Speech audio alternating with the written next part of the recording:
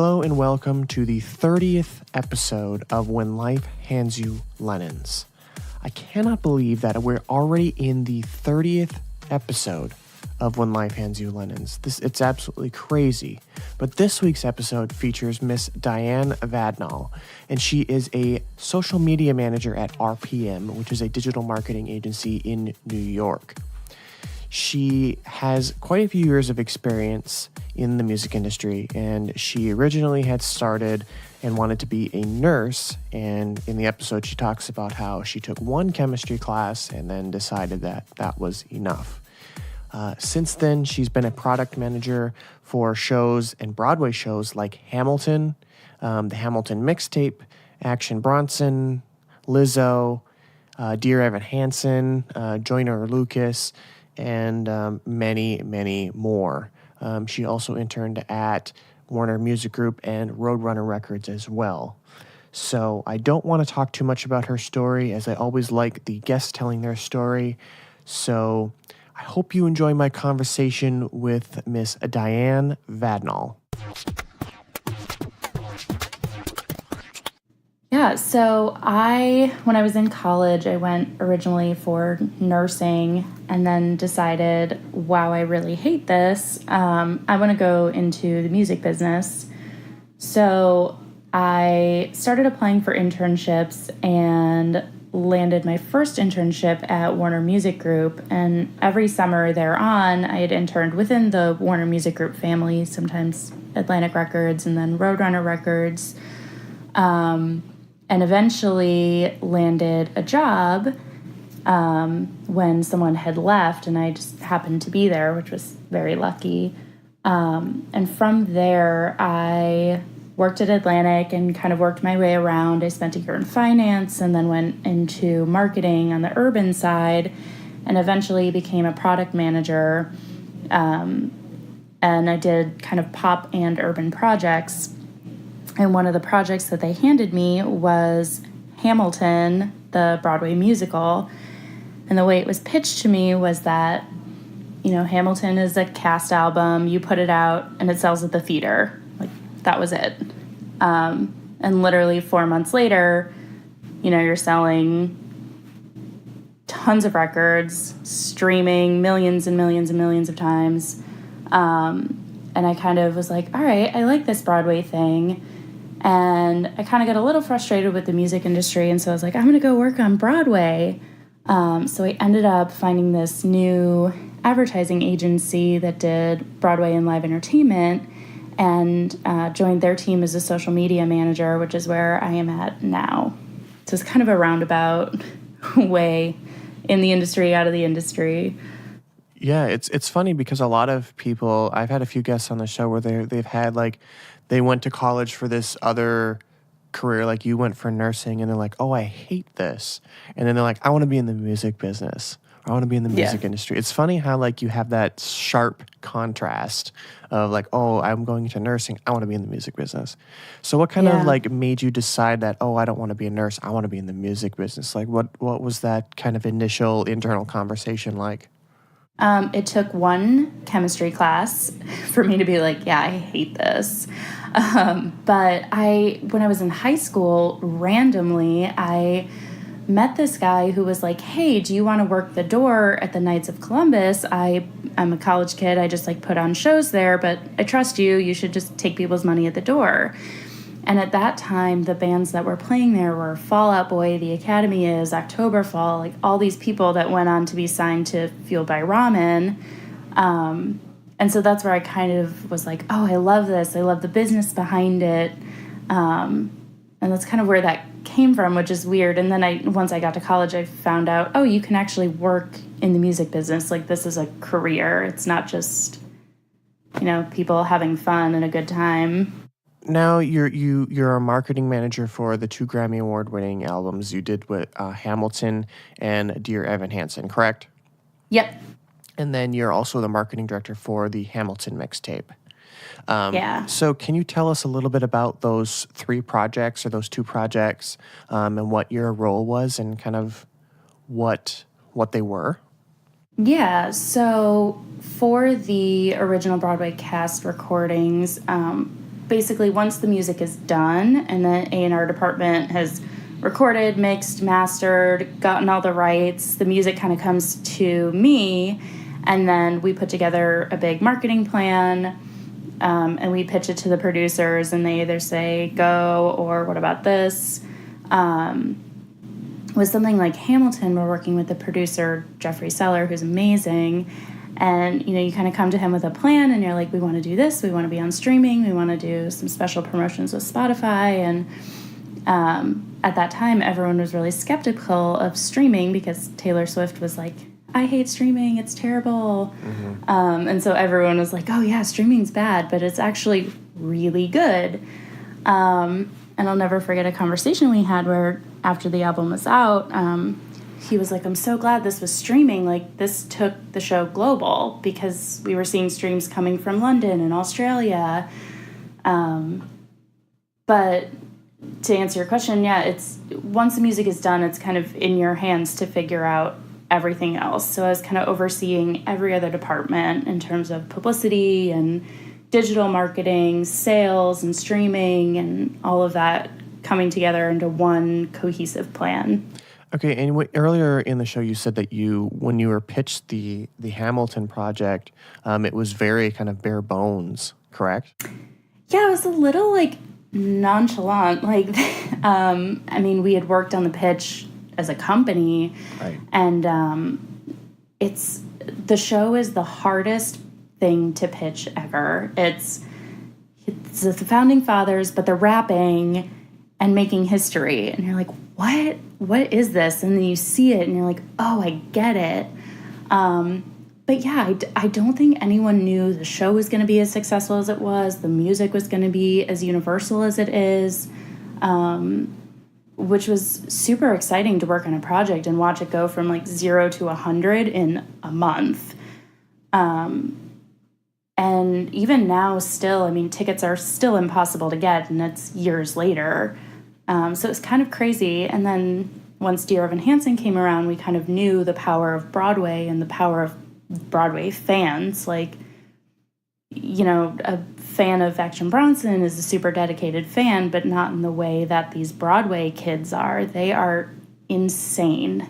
They're super dedicated. They go to the show multiple times, and they're spending a ton of money on tickets and the merch and trying to see Lynn and being part of this lottery. And I think the other thing about Hamilton specifically was having Lin-Manuel Miranda. Like, he was the best marketing tool. And when you could get him, like, it was great. Like, he did these lotteries outside the theater, and that was, the fan interaction with him was basically him selling albums. He was like, yeah, our cast album's out. And they initially like ran up and bought it. Like, he was the best marketing tool that you could have.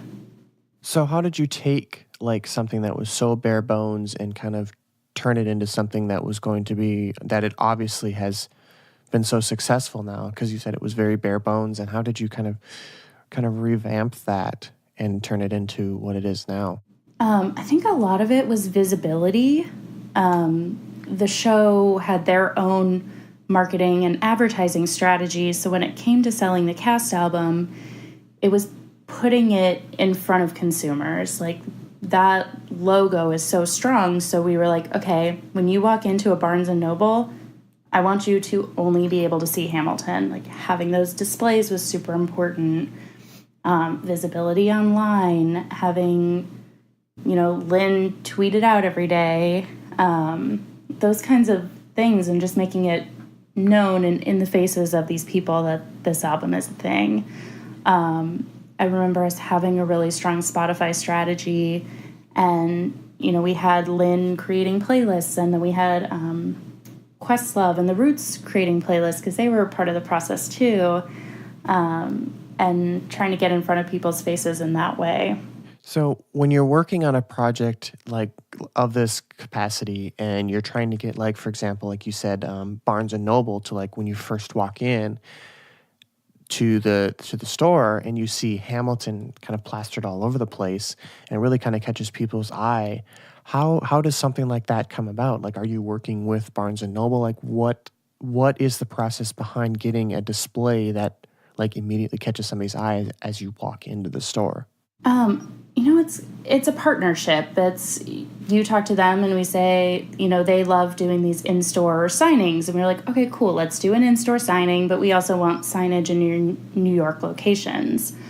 And once the album started selling like crazy, and then we had a vinyl, and then we had the mixtape and a cassette tape and all that, they were like, well, this is hitting worldwide. Like, we want to put this in our stores across the nation. And I think we did displays in all of their major retail locations for sure. Once the show starts touring, we talked to them and said, okay, this is where the tour is going. Let's make sure that we have product in these areas because we know people want to see the show and in turn are going to buy an album. So it's really a partnership and asking them for things and going back and forth and saying, okay, we'll do this, you do this, and promoting that it's available at Barnes & Noble is super important to them as well. Mm-hmm. And I think just Barnes & Noble, like their branding and their kind of atmosphere in there is very kind of all welcoming. So it kind of catches people of all different walks of life, like people who are interested in Broadway versus people who are interested in like very modern pop culture versus somebody who's interested in sci-fi. And it kind of, it's a very welcoming atmosphere. So you might have somebody that's very interested in sci-fi walk in and be like, oh, this Hamilton thing is really cool. Let me check this out. Yeah, and it's interesting, Barnes & Noble, I mean, I would think of their audience as being a little bit older, a little bit more culturally aware, more than like putting this album in like a Walmart in middle America, like someone who's going to Barnes & Noble knows what Hamilton is at that point, knows what Dear Evan Hansen is at that point. And so I think that was kind of strategic as well, as like the audience is matched, especially Broadway, which is like mostly female audience, a little bit older, definitely more well off to be able to afford $200 tickets. Right. And, almost sometimes probably a couple times a month, correct? Yeah.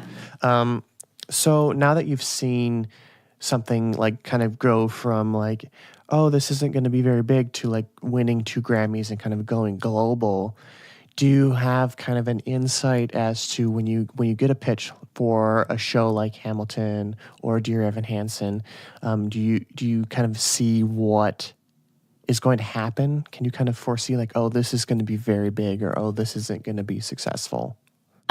I think it's kind of hard to tell. I mean, sometimes when you know, like, right. I was product managing Lizzo as well, and she was somebody, her product manager had left, and I was like, I want Lizzo. Like, I want her. She is a star. Like, you just knew it. I'd seen one show she did, and I was like, she is a star. She is going to be huge. And lo and behold, now she's exploding, and it's amazing to watch.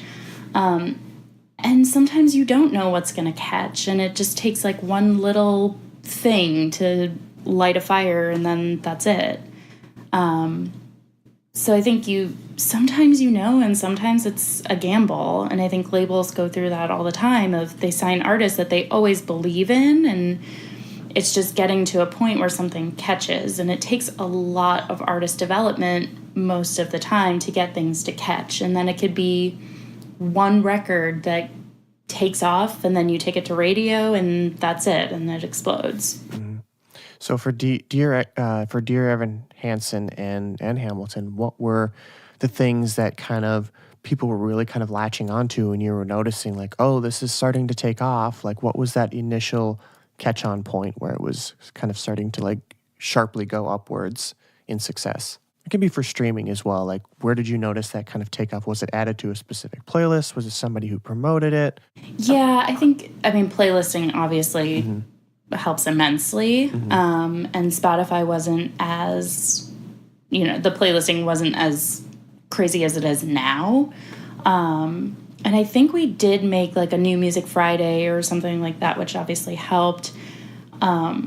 But I really think it was the show that kind of sold the album. The show was open at that point. Everyone was talking about it. And again, the power of Lynn to sell that. Dear Evan Hansen is a little different. Like, they had this core, really super young fan base. And I think a lot of that had to do with Ben Platt as well, being the star of the show. And that one, I think that fan base just like streamed and streamed and streamed and streamed. And eventually it got to a place where we were like, oh, this is the thing. Like, these kids are sitting there, they're online, and they're listening to it. And after those numbers start coming in, you can kind of finagle your way into getting some other promotions and things just based on the data that you have. I want to kind of talk a little bit about your kind of upcoming experience, or your come up experience, I guess you could say. So from when you were like an intern at these big labels, and now you're in Broadway, which is kind of two different worlds. They mesh in certain aspects, I'm sure, but there's very different markets. What are some of the differences in the markets that you see, like coming from like Atlantic Records and some of the major labels, and then kind of transitioning into Broadway? What are some of those differences there? Yeah, Broadway is a much smaller community, but a little bit more engaged. I think when you're working at a label and with other artists, music can be very passive, and you can hear a song and not think about it ever again.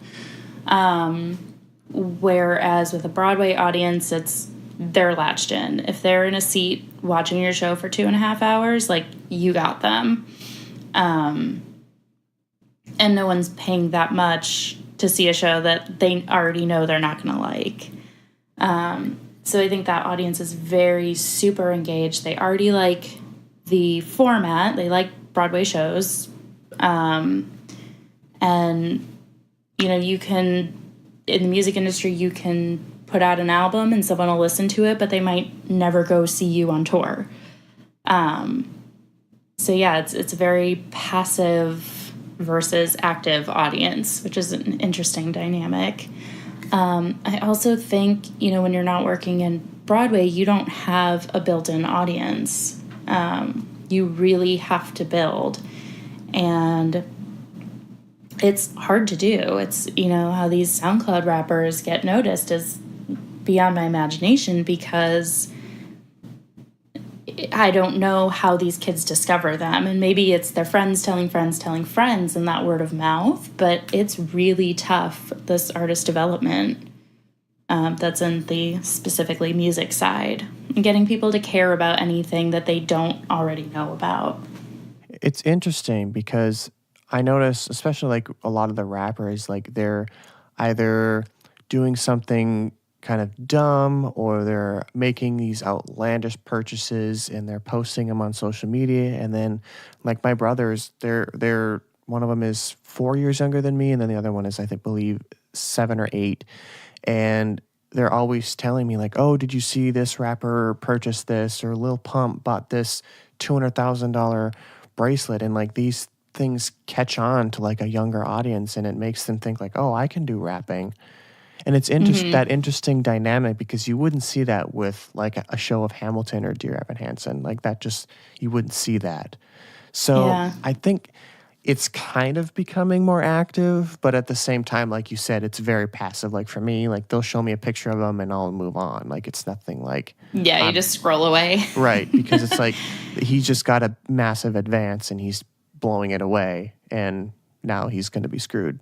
Yeah, and it's stupid. It's, you know, you get these young rappers and, you know, they're going back to jail 20 times, depending on who they are. Right. And, you know, you're just like, come on, man, like, we're rooting for you, or, right. You know, like, put your money in a good place. Right. Like, and you look at people like the Kendrick Lamars and J. Cole's of the world who don't do that. And the thing I love about Kendrick Lamar is that he has always stayed true to his like Compton roots. Like he can have a #1 hit record and a Grammy performance and be at the VMAs and all this craziness, but he's never lost his audience by growing. He still goes back to Compton. He still is with that audience and they're still with him. He's never lost them, no matter what his success has been. And I think that's super important. And even someone like a J. Cole, you know, he's not out here buying cars and chains and all of that. It's really about the artistry. So I think it depends on the artist, but I think these young kids come in and they're like fame, fortune, women, booze, like all of this, and they're not thinking long term about where their career is going, what they could be doing, and where they could be investing their time and money now to grow as an artist. And I had a conversation with somebody else, an artist, about a week ago or 2 weeks ago, and they were saying like it's basically kind of like a corporate America thing where you've got somebody who's behind these artists who's basically just in it for a quick buck.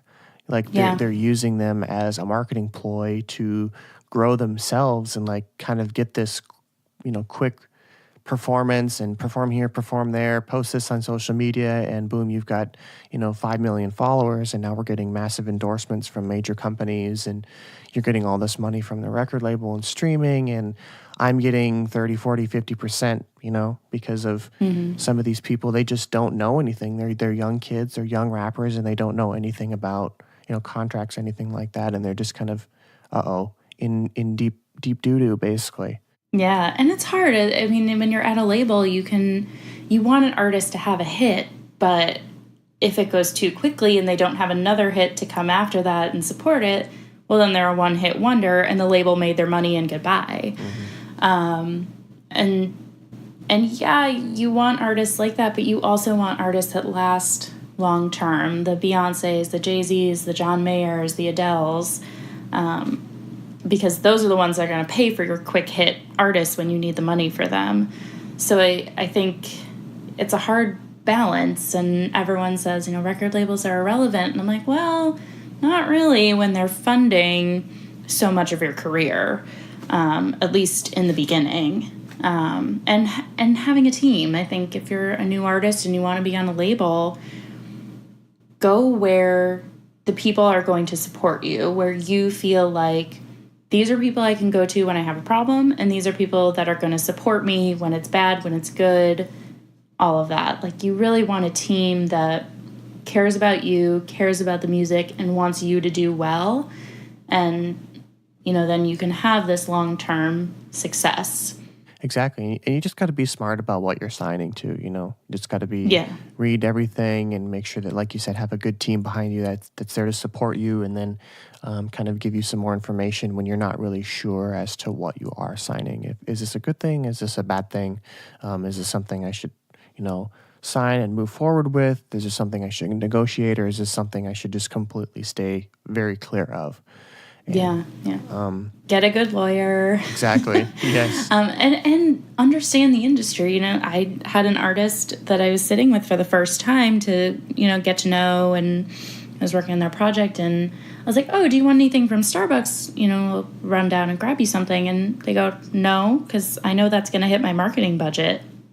And that was when I was like, okay, you're smart. Now we can have a real conversation, and I don't have to teach you how the money flows and where this is all going and what we want to do, and have to explain it to you. You get it. Wow. Which was super smart, and I will never forget that moment, because it was like, wow, okay, they know what they're doing. Like, we're good here. Wow.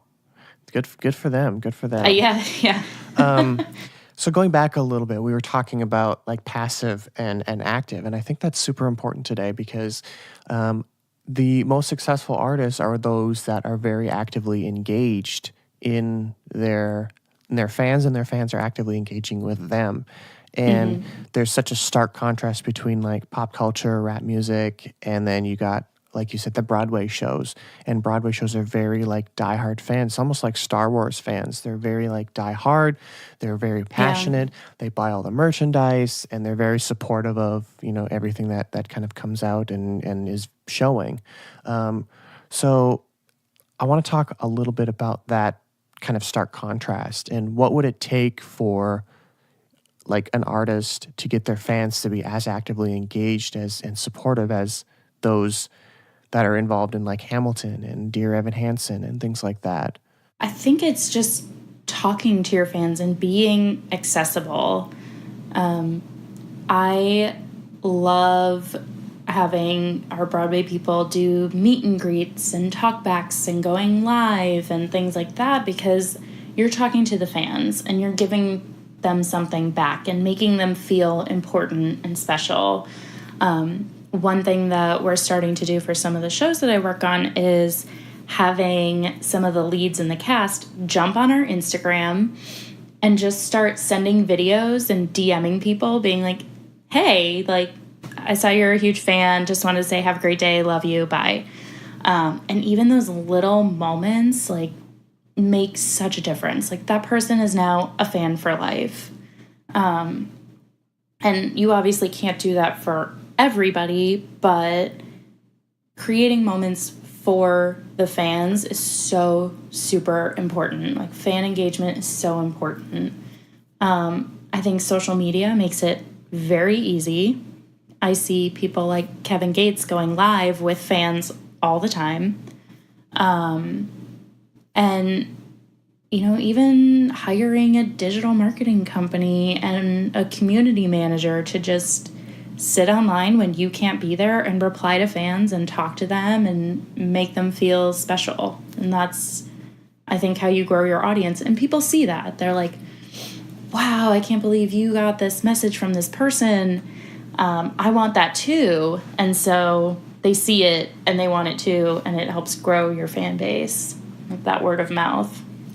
Because chances are they're going to save that video and post it on social media, and then that person's going to, one of their friends is going to be like, I love Hamilton, or I love Dear Evan Hansen.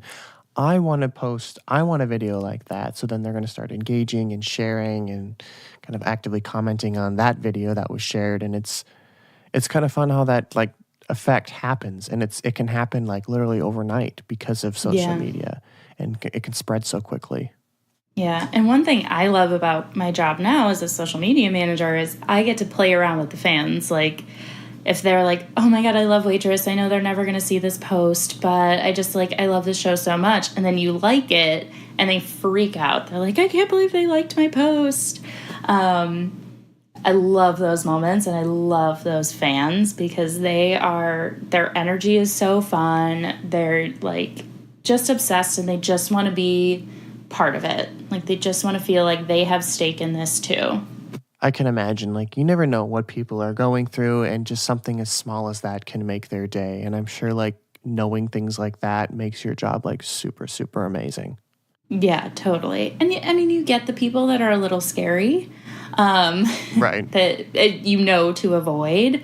And I do have to say, people ask for a lot. Like, they are not shy about any of that, and that part makes me a little bit sad. But when you find the right fans who are just excited to be there, like, those are my people. I love them. Yeah, you get those scenarios where, you know, you get somebody that's asking for something that's, you know, far too much, and but then you kind of passively push it aside, and then you've got, for every one of those people, you've got 3 people who are like super, super excited to see the show, and they're like super supportive of the main actor, actress, or they love this song and they just want to like be a part of it.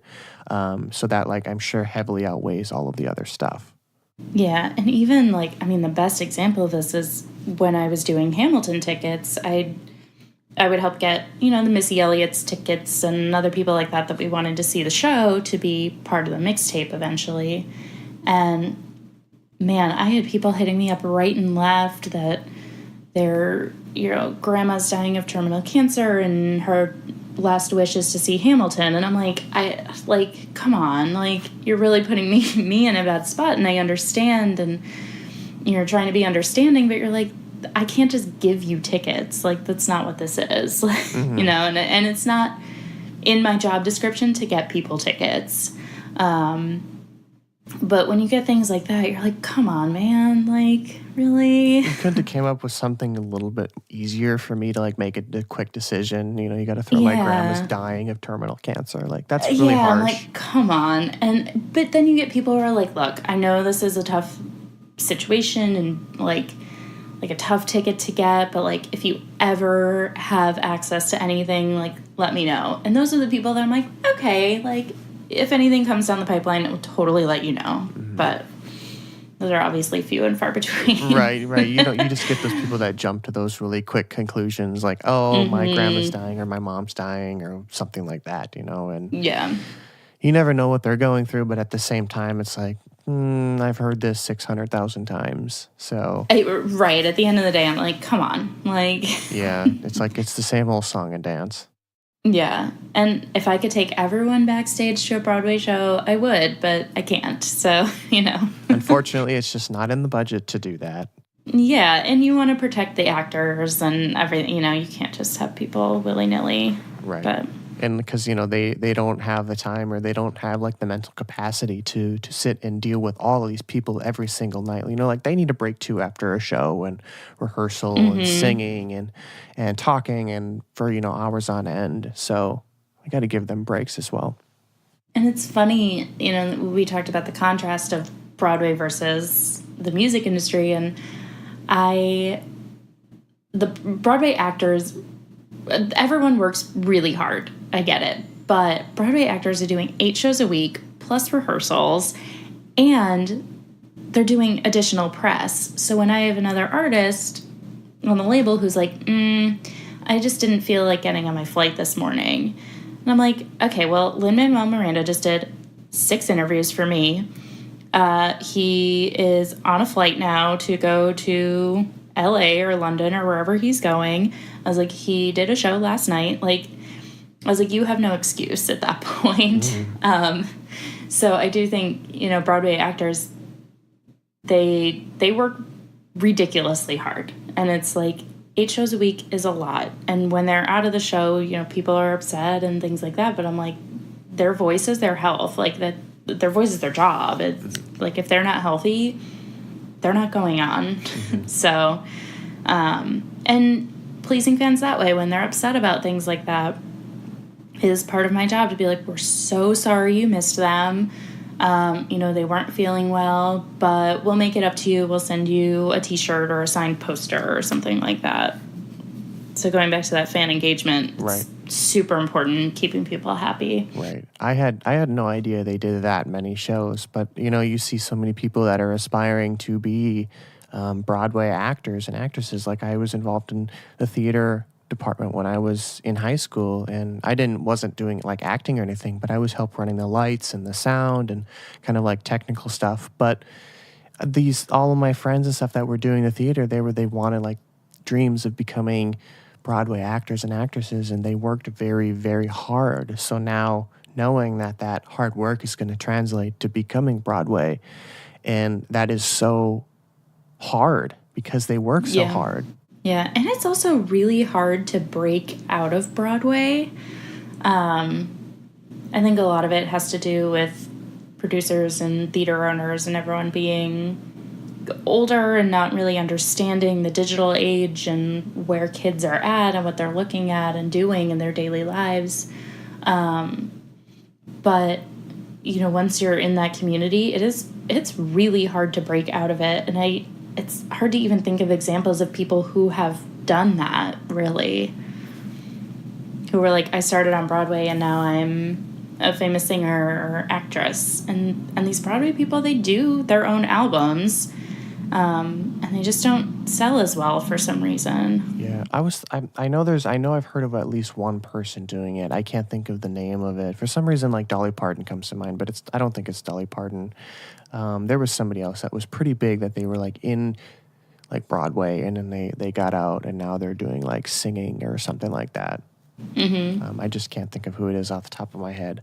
But I want to go back to like the fan engagement and like what are some of the techniques that you use. Like, I know you talked a little bit about like getting on like social media and like liking comments, but what are some other things that people can do or artists can use, or some things that you do on a daily basis to like get the fans engaged and get them hyped for the next show or, the next tour, whatever it is? Yeah, we do a lot of giveaways, a lot of like tag your friend and you can get this. I think people nowadays value experiences. There's things on Broadway called like audience rewards, and you get points for shows, and a lot of times they do experiences. So if you buy a ticket through audience rewards, you also get this free experience, which is usually like after the show, you get to talk back with the cast, or you get to go on stage and meet a cast member. And that kind of stuff is super, super helpful when you want to talk to fans. We do a lot of meet and greets, and I think giving people experiences is super important. We're working on Moulin Rouge, the musical, right now, and we're trying to think of ways that we can really engage with our audience. Is it a specialty giveaway? Is there a photo booth in the theater? Giving people an experience and something they can also take home to remember it. A lot of shows have photo booths in their theaters, but a lot of these theaters are too small to actually do it. So that's kind of tough. And making sure it's something that people actually want to share. I have a question about the tag your friend things. Like, I see them all the time. Like, how do those work? Like, how do you run one of those campaigns?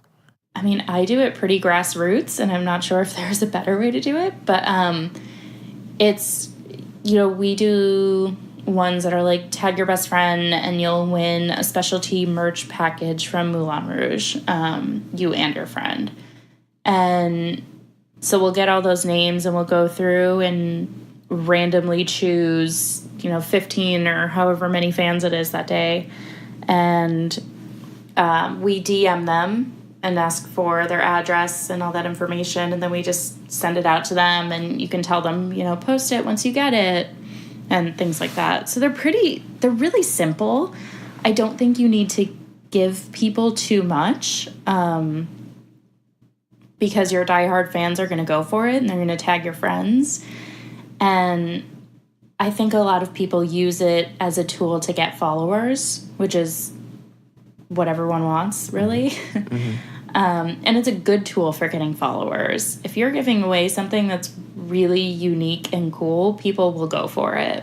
And people love free stuff. Like, they love free stuff. Everybody loves free stuff. Like, even if it's a pair of sunglasses or a t-shirt or a wristband, or a poster, it's something simple. They got it for free, and they're going to hang that poster up on their wall, and they're going to tell the story like, oh, all I did was tag my friend on Instagram and they sent me this. Yeah, we had Sarah Bareilles write out the lyrics to one of the songs in Waitress the musical, and we labeled them 1 through, I think, like 75. And so we did some of those as giveaways on social, and they're like, oh my gosh, I only have like 36 out of 75. Like, that's so cool. These are so unique. I'm never going to be able to get this again. Oh, that's kind of interesting.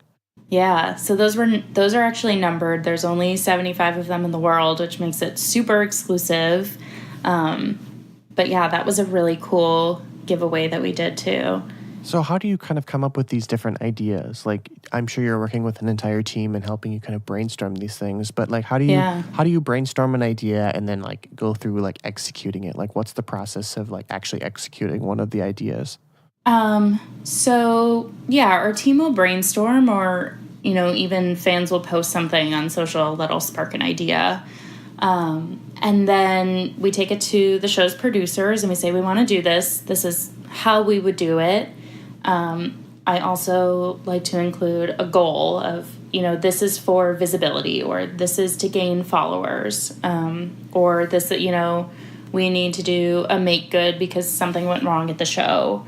And then once they approve it, and they'll approve cost if it costs anything, and then we just go ahead and do it. And then something that I love about the company I work for is we do a lot of data and research and a lot of reporting after we do these campaigns. So afterwards we'll say, okay, this one gained us this many followers, and this is how many people engaged with our post, but this is how many impressions that we got. So let's figure out, maybe we need to do another contest with a bigger giveaway that will help us even more, or this was the most successful giveaway that we've done so far. So we really take the time to measure those goals and figure out what works, what doesn't, and what we can do better, or what we don't need to do better next time.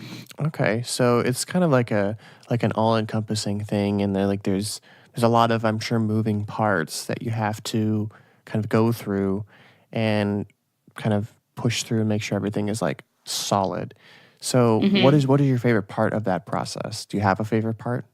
I like the ideating. I like coming up with crazy, ridiculous ideas.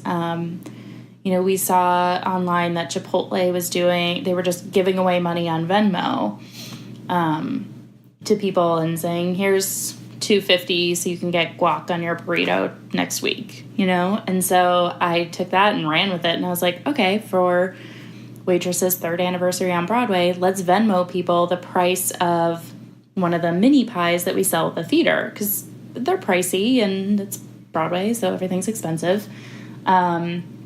And so we just had fans DM us their Venmo name and where they were sitting at the show that week, and we sent them the money for a mini pie. And people were like, I can't believe you did that. Like, I can't believe you just sent people money. How do you know they were using it for a pie? And I was like, it doesn't matter. The word of mouth is really good. But that's my favorite part, is like coming up with these ideas and being like, hey, we should just do this. Like, this sounds awesome. Like, let's just make the fans happy. And if it works, it works. If it doesn't, we'll try again next time. Yeah, I think there was another person that did that.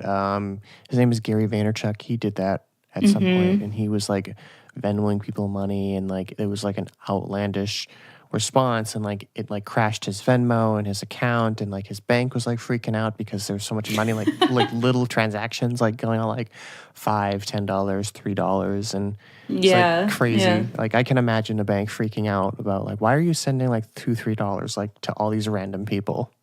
Yeah. But like those outlandish ideas, they work most of the time, and people are like, this is so random, but I love it. And I think that's, trying to think of things that are unique, but also having a specific goal in mind is super important. I don't do anything without being like, okay, this is what we want the result to be. And if we don't hit that goal, that's okay. But like, we need to figure out why we didn't, how we can do better next time. Yeah, it wouldn't be a good idea to just send people random amounts of money, and then be like, wait a minute, what are we doing this for? Or like, what's our end goal? Like, do we want to grow followers? Do we want to sell more tickets? It wouldn't make a lot of business sense to do that. Yeah, definitely. How can people follow you or the company you work for, or keep up with what you're doing in the industry? Yeah, I always prefer Instagram, and it's at the letter D, Vadnal, Vadnal. Perfect. And I will put that in the show notes below so people can easily click it and follow you and check out what you're doing. Amazing. Thanks so much. You're welcome. Thanks for being on the show, and we'll keep in touch. And thanks again. Sounds good. Thank you. Thank you so much for tuning in to this week's episode of When Life Hands You Lemons. My conversation with Miss Diane Vadnal was very intuitive, and I really enjoyed it. I liked how she talked about the different kind of fan engagement techniques that she uses, like giving away free gear and like liking some of the fans' posts and things like that, and kind of making people's day. I think that's very interesting, and I think that's important. And, social media is kind of a huge avenue for artists and brands and businesses and whatever it may be for them to engage with their audiences and their fans and families and whatever it may be, acquaintances. And social media is such a good avenue for that. And there's so many different ideas that you can utilize to grow your fan base and continue growing and really showcase your brand online. So Miss Diane talked a lot about that, and it was very interesting to hear some of the techniques that she uses for Broadway shows that can be applied to like pop culture and modern like hip hop or electronic music or pop or rock music or whatever industry you're in. Just kind of be creative and use your own techniques and find a way that works for you. So I hope you enjoyed my conversation with Miss Diane Vadnal. I just want to send a quick reminder to subscribe to my mailing list, which will help me notify you when new episodes like this are live. I would also encourage you to support me on Patreon, which helps me grow the show and put any money and work with you guys back into the show and help grow it. I would also appreciate a 5-star rating and or review in Apple Podcasts, as it greatly helps me grow the show and help it be discovered by new audiences. If you listen to the podcast on another platform, I would encourage you to leave a review or rating on that as well, so it can help be boosted in that show or that listening station as well. And lastly, there is a guest request form as well. So if you or somebody you know would be a good guest for the show, please send that over to them, have them fill it out, and I will reach out if you or them are a good fit for the show. And all of those links will be in the show notes below. So again, thank you so much for tuning into this week's episode of When Life Hands You Lemons. This is the 30th episode, and I will see you next week on the 31st episode of When Life Hands You Lemons.